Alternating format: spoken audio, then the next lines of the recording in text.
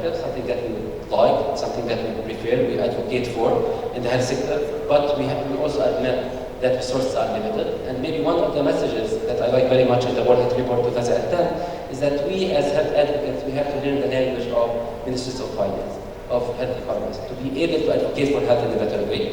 Health economic evaluation, I believe, is a very powerful tool to help us set in priorities in the health sector, but it can also be adapted. We can have additions to it in order to suit the goals of universal health coverage, so not only efficiency, but efficiency and equity.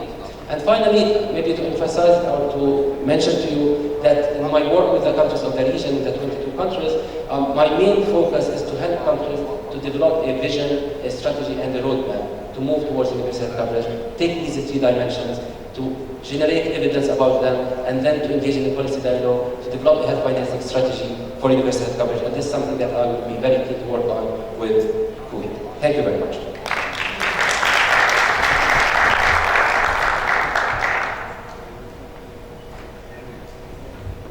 Well, thank you very much for an excellent talk. I believe you were able to put the whole topic into a world perspective, not surprising from the WHO, but also to focus on this particular region with some very useful data and some advice. So thank you very much. I have many questions that I would like to ask you, but can I remind the audience to think about the questions either to Professor Saak or to Dr. Materia, and we will have questions after the next speaker, and then we'll have a little bit of a Q&A if that would suit you before we go on to the next part of the program. So with that sort of background, you need to alter the slides. Just flip it here. So we come now to the next and third talk in our first session. This is by Dr. Hannah Kakish, and she is the Regional Technical and Innovation Director at Apex Pharmaceutical Service in Jordan.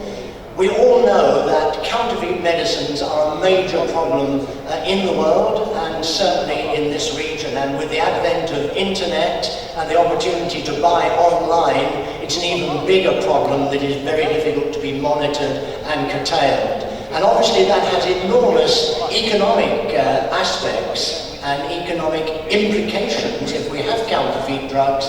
We've already heard from our previous speaker that maybe up to 20 to 40% of healthcare resources are wasted, and it's a sad situation if those who produce the counterfeit medicines are making money in that way for no useful outcome. So I'm looking forward to the next presentation.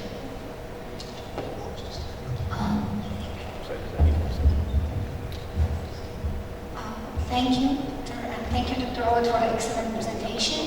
Just one comment. Dr. Awad has shown us that around 2 years ago, 7.4 trillion was expended on healthcare.